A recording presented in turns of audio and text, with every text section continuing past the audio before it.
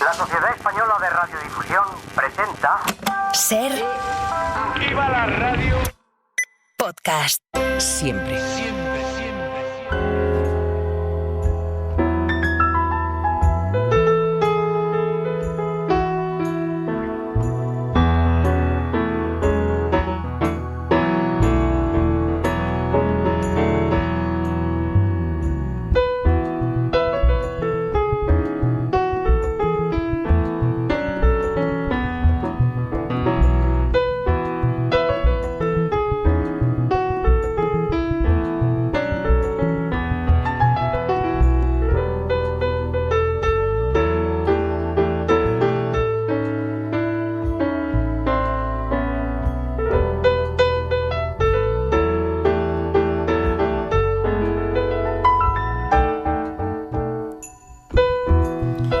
Desde París, como cada mañana de domingo, Marc Bassets, corresponsal del País en la capital francesa. ¿Qué tal, Marc? ¿Cómo estás? Buenos días. Hola, Javier. Buenos días, bonjour.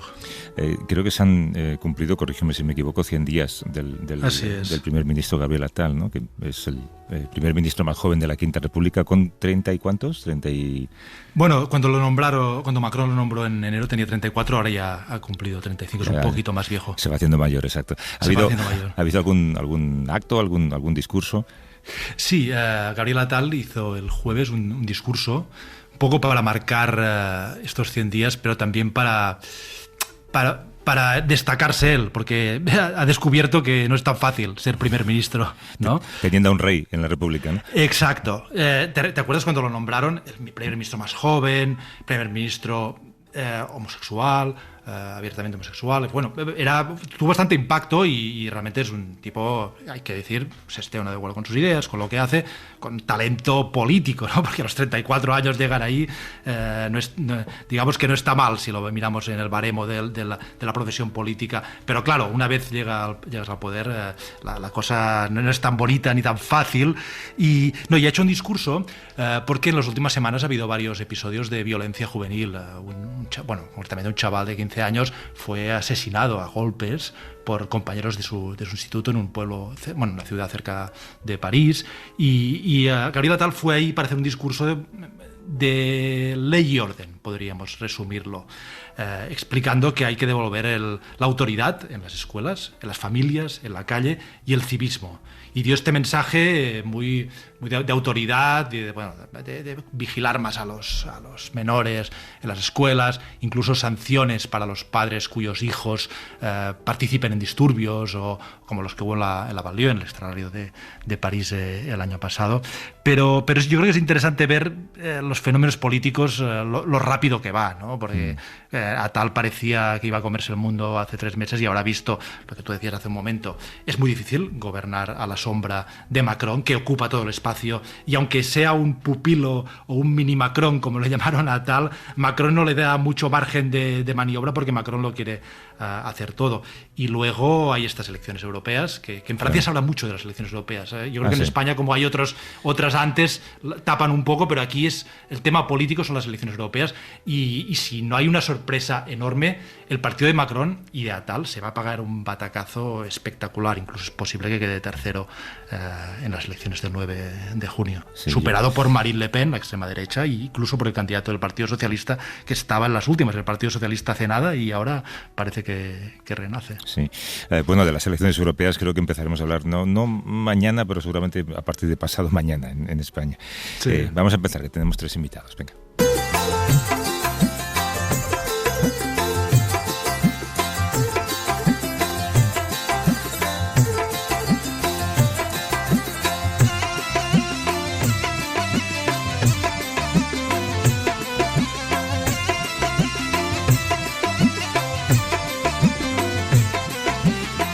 Buscamos una dirección, damos por sentado que si no nos aparece en el navegador es porque no existe, pero las fronteras y las ciudades que dibujamos en los mapas a veces no muestran todo lo que realmente hay en cualquier rincón del mundo. Baluchistán es uno de esos lugares de los que no es casualidad que no hayamos oído hablar, porque hay que dibujarlo a mano en un mapa para intentar también entender su historia y su situación. Es un territorio que está dividido entre Pakistán, Afganistán, Irán. Es un lugar que tiene una posición estratégica en Oriente Próximo y es conocido por ser el lugar que más se parece a Marte en la Tierra. Pero si miramos más allá de esas rocas y de esa tierra rojiza, que es impactante verlo, en Baluchistán, las divisiones étnicas y religiosas que se heredaron de los tiempos del dominio británico y soviético han definido el curso de un pueblo que lucha desde hace décadas por no estar en silencio. No solamente es muy difícil llegar hasta allí, por las restricciones que se imponen a los viajeros, también porque como desconocemos también, o se desconoce la historia de este pueblo, intentar entender por qué, a pesar de que sus integrantes viven en amenazas constantes de exclusión, de desapariciones forzadas, incluso de asesinatos, hay que abrir mucho la mirada para entender la historia de un pueblo que sigue intentando romper ese cerco informativo y que es un pueblo, al fin y al cabo, Marc, que no existe. Sí, Javier, como periodistas, y yo diría que como seres humanos, es habitual tener la impresión de que en el mundo ya no hay nada por descubrir, que llegamos a un lugar o piensas una idea de reportaje y casi seguro que alguien lo ha hecho antes, ¿no? Tenemos la impresión a veces de que es difícil dar con un territorio que no esté trillado. Pues bien, como estabas explicando, Baluchistán es uno de estos territorios desconocidos y muy poco trillados, en donde periodistas occidentales han ido muy poco. Es un gran desconocido y, sin embargo, es fundamental, porque tú mencionabas hace un momento, está entre Pakistán, Afganistán e Irán.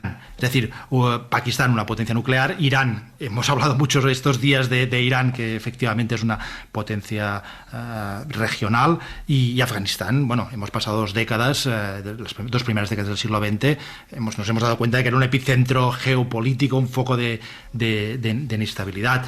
Por ejemplo, una de las últimas veces, y de las pocas, porque si miras en las hemerotecas es difícil encontrar noticias de Baluchistán, pero una de las recientes fue en enero. Irán tiró misiles a Pakistán y Pakistán tiró misiles a Irán. ¿Por qué se tiraron entre ellos estos misiles? Pues apuntaban a Baluchistán, a la zona de cada país de Baluchistán, y su objetivo eran grupos baluches, que pienso que se dice así. Y permíteme citar la cita que abre un libro interesantísimo para conocer Baluchistán, del escritor Mohamed Hanif, que dice, cito: Baluchistán no es solo remoto geográficamente, sino también en nuestra imaginación. Para ponernos esta región en el mapa, nos escucha desde Radio San Sebastián el periodista Carlos Zurutuza, que ha publicado Una trinchera en Marte, historias de Baluchistán. ¿Qué tal, Carlos? ¿Cómo estás? Buenos días, Javier y Marc. Es otro planeta, ¿no? Pues sí, realmente otro planeta.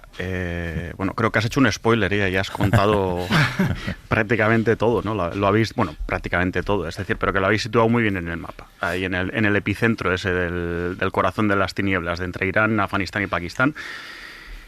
Y sí, otro planeta también porque queda completamente fuera del radar mediático. ¿Cómo se llega hasta allí y con qué peligros un periodista occidental? Pues, fue un primer viaje en 2009, han pasado ya 15 años. Y bueno, te diré que llegas un poco sin querer, ¿no? Por un lado, quieres ir realmente, por otro lado, vas un poco a ciegas, porque hace 15 años, bueno, hoy es el día en el que sigue habiendo muy poca información sobre Baluchistán en Internet, pero es que hace 15 años no había prácticamente nada, ¿no? Entonces vas un poco a ciegas, vas a ver venir. Y poco a poco vas entrando y basta un primer viaje para que te enganche, ¿no? Para que te enganche absolutamente todo. Pues lo que tienes alrededor, la historia, la geopolítica y sobre todo todo lo que te queda por saber, ¿no? Y por contar. Claro, es un lugar al que cuando llegas no hay un cartel que pone bienvenido a Baluchistán, nunca lo vas a encontrar, ¿no? Pero explícanos qué es Baluchistán en términos históricos y geopolíticos. Bueno, los baluches son, digamos, primos hermanos de los kurdos. Tienen una lengua de la misma familia, una lengua irania. De hecho, entre ellos, cada uno hablando su propia lengua, se entienden bastante bien. Y luego comparten con los kurdos una situación de ocupación. Es uno de estos pueblos sin Estado. No es un pueblo pequeño precisamente, no se sabe exactamente cuántos son, pero entre 15 y 20 millones de personas. Entonces a esta gente lo que le ha ocurrido es que están, digamos, asandwichados en una encrucijada imperios y también de recursos, ¿no? Es un territorio inhóspito, como decías antes, es el territorio, según los geólogos, más parecido a Marte sobre la Tierra, pero es que debajo de esa arena roja, pues las reservas de gas, de petróleo, de uranio, de oro son inmensas. Y luego no podemos olvidar que tiene una costa de 1000 kilómetros a las puertas del Golfo Pérsico. Es que claro, no estamos hablando de cualquier sitio, ¿no? Yo creo que uno de los factores que atrapa a esta historia es precisamente esa reflexión. ¿Cómo no he sabido nada de esto hasta ahora, ¿no? Me pasó a mí y bueno, les pasa a colegas, ¿no? Hay colegas que han leído el libro o han leído algún artículo que he publicado estos últimos años y me dicen, ojo, pues es que, mira, me encanta Irán, me fascina, me decía el otro día un amigo, pero es que no sabía nada de esto. Sí, Una trinchera en Marte, el libro de Carlos Zurutuza, para mí es como los mejores libros de viaje, te trasladan a estos lugares que un poco te hacen soñar de lo exóticos y desconocidos que son, como estábamos comentando, y fascinantes. ¿Nos podrías hablar, por ejemplo, de esta ciudad, Quetta? Creo que se pronuncia Quetta, sí. ¿no? Y hablas bastante de ella, pasas bastante tiempo ahí. Escribes que en los tiempos del Imperio Británico se la conocía como Little London. Eso es. ¿Cómo es Quetta y cómo es estar ahí y vivir ahí? Bueno, Quetta es como, pues digamos, como lo que fue en su día Tombuctú, una ciudad de estas fronterizas por donde pasan todos, absolutamente todos. Oficialmente es la capital del Baluchistán pakistaní, pero la mayoría hoy en Quetta es pastún, ¿no? Sobre todo pastunes que han huido de la guerra en Afganistán y se han instalado ahí. Entonces, pues uno está en Quetta y la primera impresión es, bueno, yo siempre digo, me puedo pasar horas viendo circular a la gente por la calle, ¿no? Le reconoces por el turbante de este o aquel color o las sandalias y puedes estar pues horas intentando adivinar de dónde viene toda esta gente, ¿no?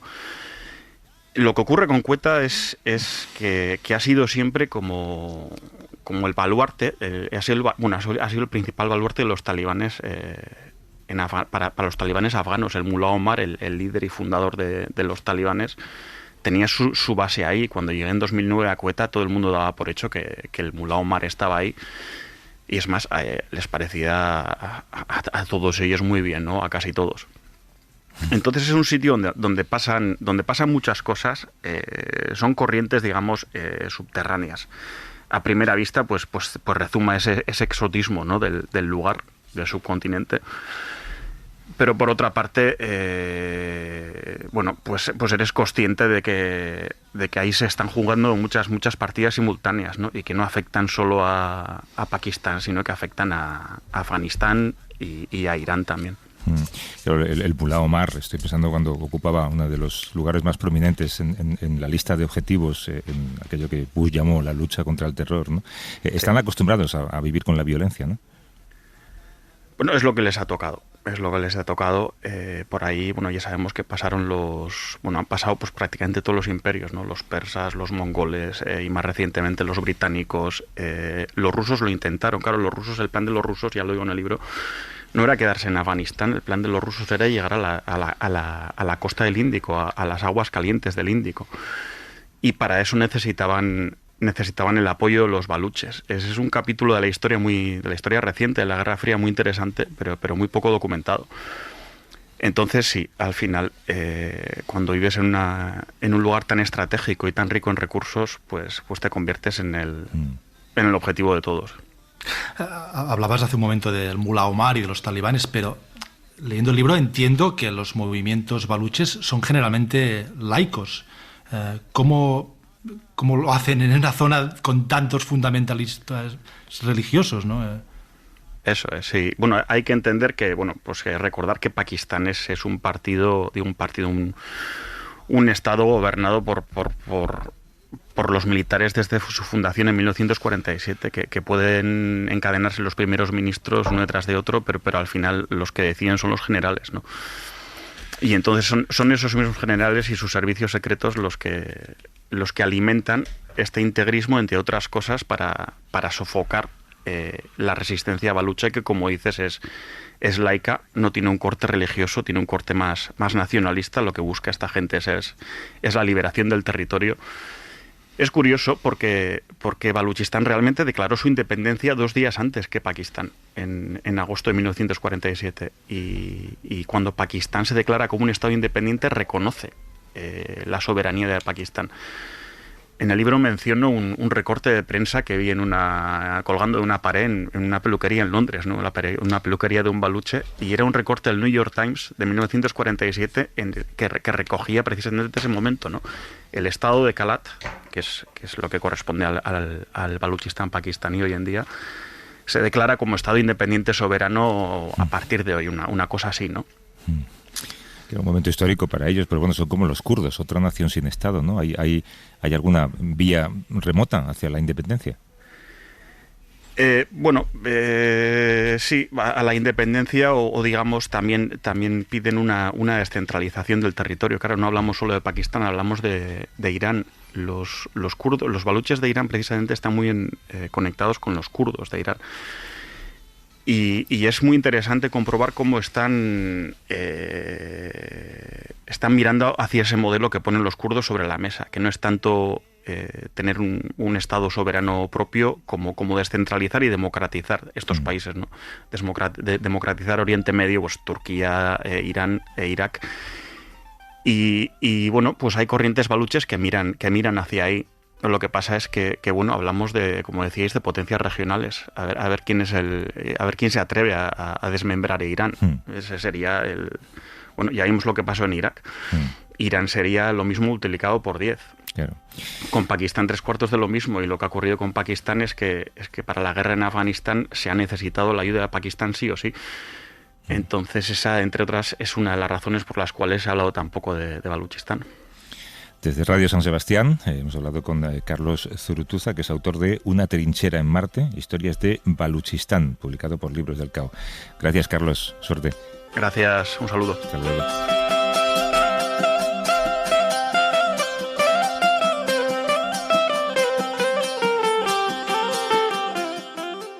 Ser Podcast.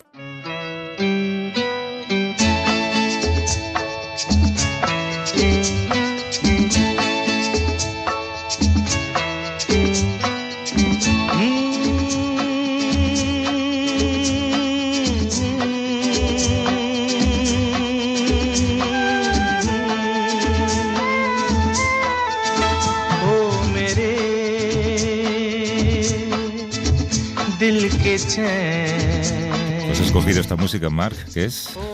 Es Kishore Kumar, es un cantante indio, lo que llaman en la India playback artistas de playback, los que cantaban las canciones que luego en las películas de Bollywood los actores hacían playback y sonaban como si las cantasen los actores. Las películas de Bollywood, todo un género en sí mismo.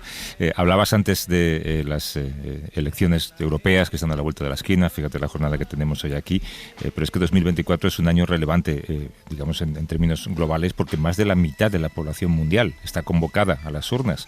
Y la India, el país más poblado, ha comenzado este viernes su propio proceso electoral. No solamente es el más grande por los votos que tiene que recabar, hay 970 millones de personas convocadas durante los próximos 44 días que tienen que votar en todo el país. Y las encuestas aseguran que Narendra Modi, el primer ministro desde 2014, va a ser elegido por tercera vez consecutiva para liderar este país con el llamado Partido Popular Indio. En la oposición, Rahul Gandhi ha pedido a los votantes que se fortalezca la democracia por las heridas infligidas, dice él, en los 10 años de gobierno de Modi, en los que el proyecto de país que ha ido gestando es uno donde el nacionalismo hindú ha ido, pues de alguna manera vulnerando la vida de las minorías indias. El caso de la India, Marc, como sucede en otros países, es que el riesgo existe de que se dé una regresión democrática y sería, paradójicamente, como ocurre en otros lugares, como en Estados Unidos, por ejemplo, sería con el respaldo de los votantes. Sí, Javier, y Modi quizás es el más interesante e importante de estos líderes fuertes que se consolidan en la última década, avalados por las urnas. Lo que caracteriza a Modi es que está al frente de la mayor democracia del mundo, y este proceso electoral que dabas las cifras son impresionantes. Es un proceso electoral extraordinario. No existe en ningún otro lugar. Y Modi, según los sondeos y la percepción y el consenso generalizado, es extremadamente popular. Ahí hay una verdadera veneración en la India y un culto a la personalidad. Hace un año y medio visité la India, creo que lo comentamos, y tuve una impresión, es un poco superficial y banal, pero realmente estaba lleno de los carteles, las imágenes del líder eran omnipresentes por la India. Uno se daba cuenta de que había este culto a la personalidad, a un líder democrático, elegido democráticamente, no dictatorial.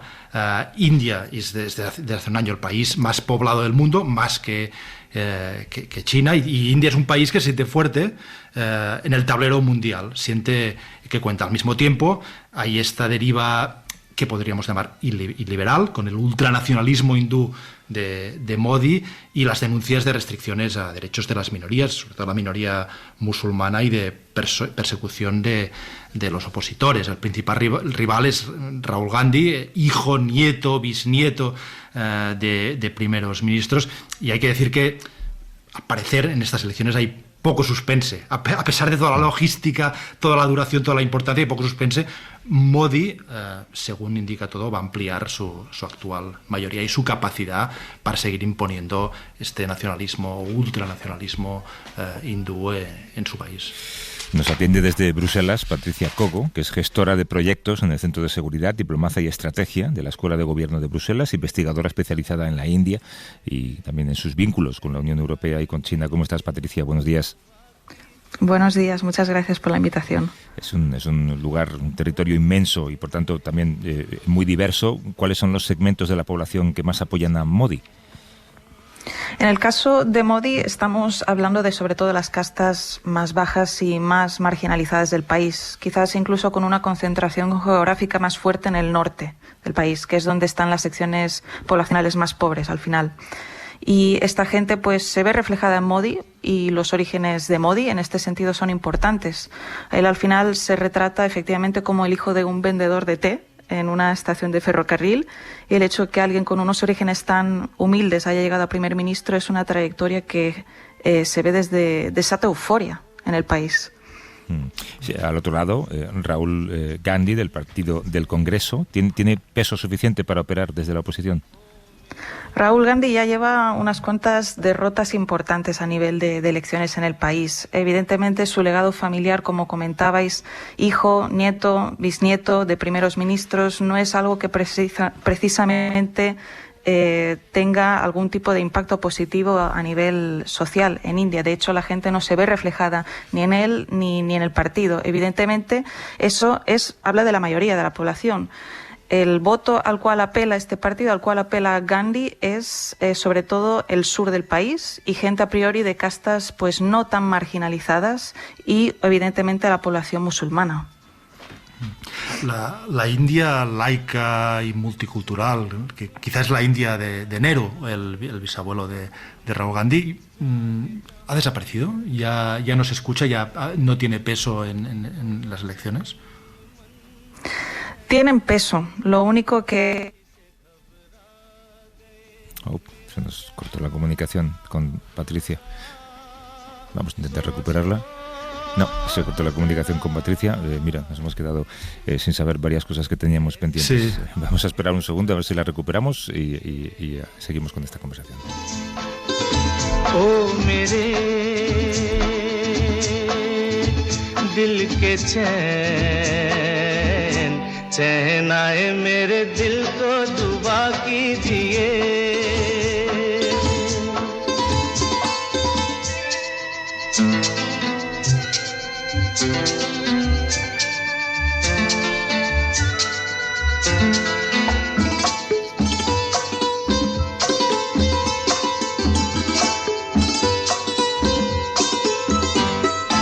आपका अरमा आपका नाम मेरा तराना और नहीं इन झुकती पलकों के सिवा दिल का ठिकाना और नहीं जचता Pues, Marc, fíjate, hay veces que hablamos con lugares lejanos y no tenemos ningún problema, sin embargo estamos hablando con Bruselas y no hay manera de recuperar esa conexión. Ha habido algún fallo en Internet, supongo, en la conexión a Internet.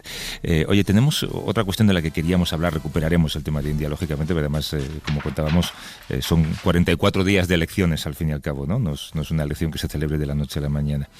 Hace un mes, la revista The Lancet publicó un estudio en el que se prevé el decrecimiento de la población a nivel mundial. Y aunque se supone que en 2022 llegaremos a la cifra de 8.000 millones de habitantes, en los próximos años esa cifra no va a dejar de bajar. Por ejemplo, dentro de 50 años se estima que 3/4 partes de los países del planeta no van a poder sostener el tamaño de su población porque las muertes van a superar el número de nacimientos. Si miramos esta misma tendencia para el año 2100, casi todos los países del mundo se van a encontrar en esa misma situación. Pero hay una excepción, y tiene un nombre propio, como mucha gente puede imaginar, que es África. Al ser ahora el continente más joven del mundo, dentro de 100 años se va a dar la circunstancia de que 1 de cada 2 bebés que nazcan en el mundo será africano. Todos los cambios demográficos van ligados a cambios en las sociedades, a pandemias, a situaciones de conflicto y van presentando variaciones dependiendo del lugar del mundo en el que suceden, pero aunque esta es una tendencia global, es el punto también de partida para ver cómo prevenir efectos negativos con sociedades envejecidas y tratar de comprender los motivos por los que las personas han modificado también sus formas de vida y las condiciones a las que se enfrentan, ¿no? Sí, a mí lo que me llama la atención de este informe de la revista The Lancet y de esta noticia es que hay noticias que suceden, hay noticias que ocurren en un momento puntual, ¿no? La noticia de ayer, el gran acontecimiento, el 11S, las guerras, las crisis financieras. Pero en cambio hay otras noticias que ocurren bajo los radares un poco y dilatadas en el tiempo, pero que tienen tanto o mayor impacto que estas noticias puntuales. Y el cambio demográfico me parece que es una de estas, que acabas de escribir las cifras, la evolución en los próximos 50, los próximos 100 años. Yo pienso que dentro de 200, 300 años, cuando un historiador se pregunte ¿qué ocurrió en el mundo en las primeras décadas del siglo XX?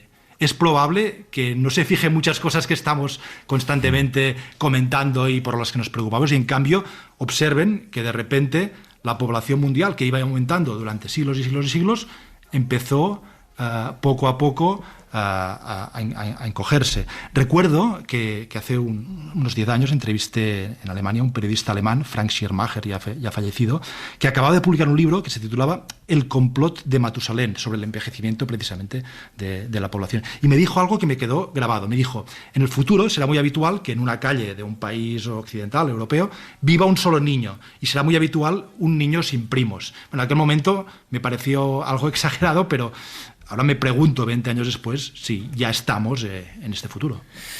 Pues vamos a intentar entender las razones de este decrecimiento en la población y las medidas que se pueden tomar para cambiar nuestra forma de vida o cómo va a afectar a nuestra forma de vida. Nos escucha desde Sevilla Juan Manuel García González, que es catedrático de Sociología en la Universidad Pablo de Olavide. ¿Qué tal, Juan Manuel? ¿Cómo estás? Hola, ¿qué tal? Buenos días. Lo definía muy bien Marc, es una noticia a largo plazo, ¿no? La demografía. Siempre. La demografía, o lo que hacemos en demografía, es ver primero qué ha pasado y luego intentar saber qué va a pasar en los próximos años. Tampoco sin mirar muy lejos, que el futuro tan a largo plazo a veces abruma, pero nuestra tarea es esa, un poco avisar o hacer ver qué es lo que va a pasar de aquí a un tiempo, especialmente pensando en que las sociedades se preparen ante ese cambio que a veces es inevitable. Es una frase muy inteligente, la del autor que entrevistó a Marc en Berlín, un futuro en el que no hay primos. Una buena manera de explicar que habrá muchos menos niños, ¿no? Sí, es como decir la típica frase de ahora los niños tienen más abuelos que hermanos, o los niños tienen más abuelos que primos. Sí, es cierto que ese cambio se veía venir de hacía tiempo. No sé cuándo fue la entrevista de Marc, pero desde los años 60 ya se sabe que eso iba a pasar. No se puede decir que haya sido una sorpresa. A veces nos sorprendemos de cosas como que haya más defunciones que nacimientos, y lo llamamos como si fuera una crisis. Se pone muy alarmista todo, cuando realmente es algo que no debe suponer sorpresa para nadie. ¿Cómo se explica esta caída de la fertilidad, que dices ya era previsible, pero que según este informe y según otras previsiones se va a acelerar en las próximas décadas? Sí, bueno, lo primero, aquí habría dos cosas.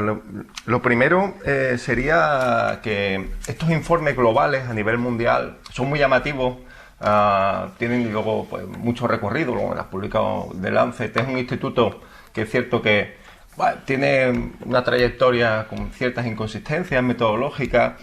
Es verdad que llama mucho la atención que la población va a decrecer y no sé, creo que hay un intento de llamar la atención que está muy sesgado de alguna manera. Al final, gran parte de la demografía tiene cierta cuestión ideológica. Eso por un lado, y por otro lado, respecto a las causas del descenso de la fecundidad, bueno, son muy claras. Pero es igual aquí la idea de globalidad. El descenso de la fecundidad que se ha dado en Europa desde los años 60, los años 70, en España se dio un poquito más tarde, se va a dar ahora, como habéis comentado al principio, pues en otras zonas. Bueno, se está dando en la India, de lo que hablabais antes, o en China, y se va a dar también en África. Pero las causas son claras, el cambio es una cuestión de cambio social, de cambio también de valores, también de una cuestión del cambio de la sociedad patriarcal con un mayor empoderamiento de las mujeres, y sobre todo yo creo que es un éxito de la humanidad. Cuando hablamos de fecundidad siempre nos olvidamos de que la fecundidad no es solo una cuestión de tener hijos, es una cuestión de equilibrio entre lo que es tener hijos, tener hijas y lo que se vive. Y el gran cambio, creo desde mi punto de vista, es que ahora vivimos muchos más años, y ese yo creo que ha sido el gran cambio para poder tener menos descendencia. La excepción, antes lo comentábamos, más notable es África, en cuanto a la juventud de la población. ¿A qué retos se enfrenta el continente africano en el corto y medio plazo? Bueno, el vector que cruza todo cambio demográfico es la desigualdad. Aquí un poco por poner en contexto lo que ha pasado, este gran cambio de la fecundidad, en Europa se ha dado, por poner grandes zonas, en un tiempo bastante dilatado, en 50, 60, 70 años. En Asia pues se ha dado como un tiempo de 30 y 40 años, mientras que el gran problema de África es que se está concentrando muchísimo el enorme cambio demográfico, sobre todo en términos de fecundidad y de crecimiento de la población. Se está concentrando, y claro, las estructuras que tienen, las estructuras sociales y también las condiciones que hay, pues son muy diferentes a las que hemos tenido en otras partes del mundo. Pero claro, los retos son brutales, y como decía al principio, el gran cambio, el gran vector es la desigualdad, y la desigualdad entre zonas del mundo, y yo creo que ahí está la clave.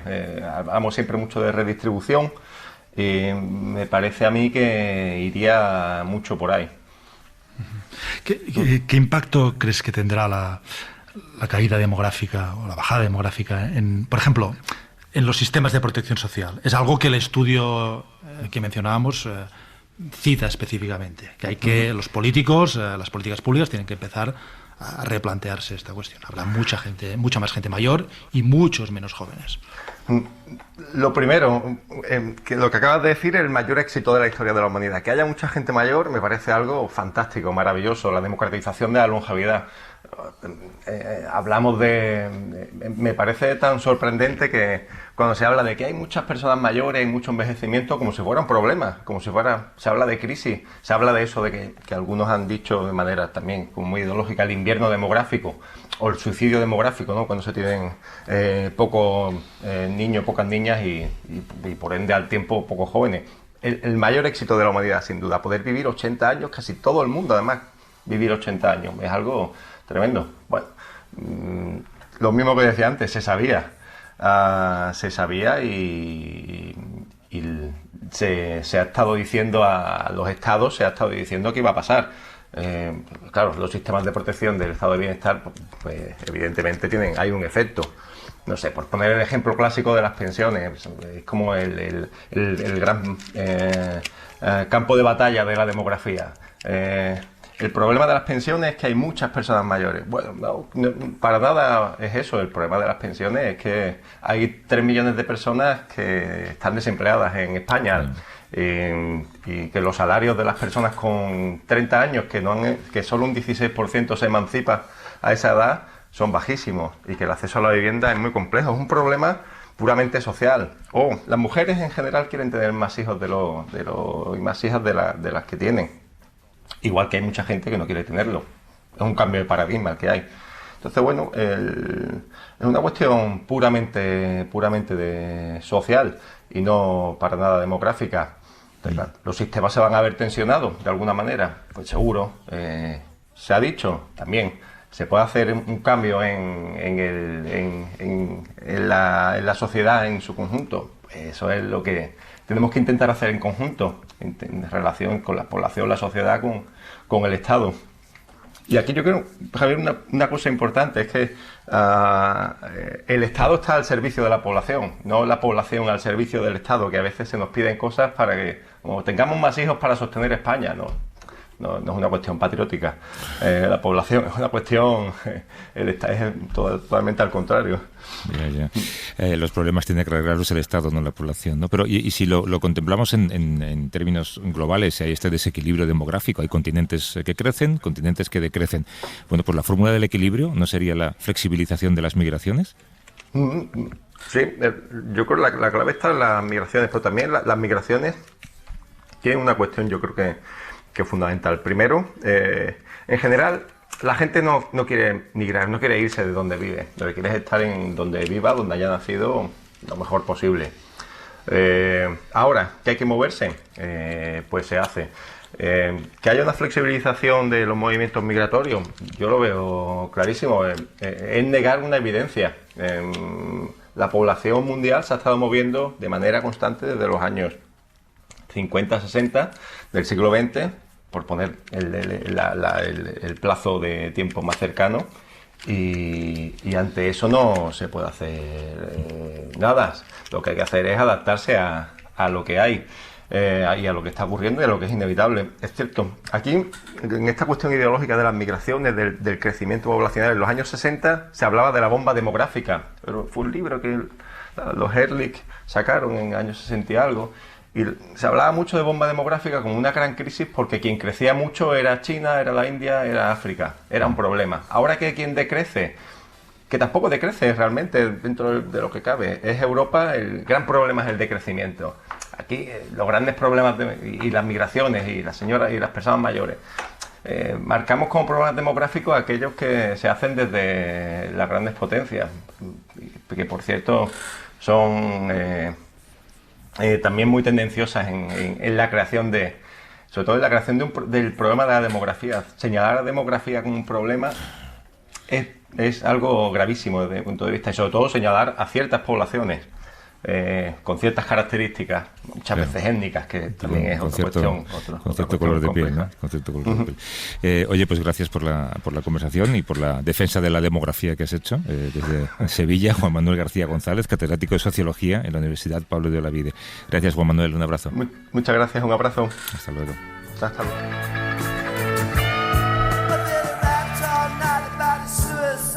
I'd kick it in the head when he was 25.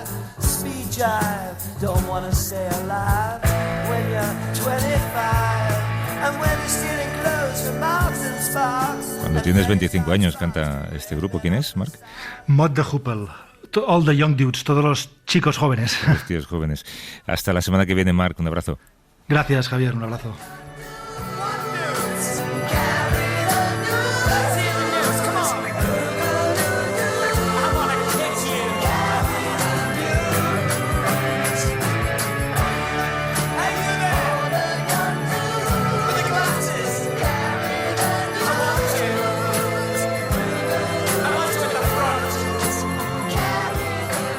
Para no perderte ningún episodio, síguenos en la aplicación o la web de la SER, Podium Podcast o tu plataforma de audio favorita.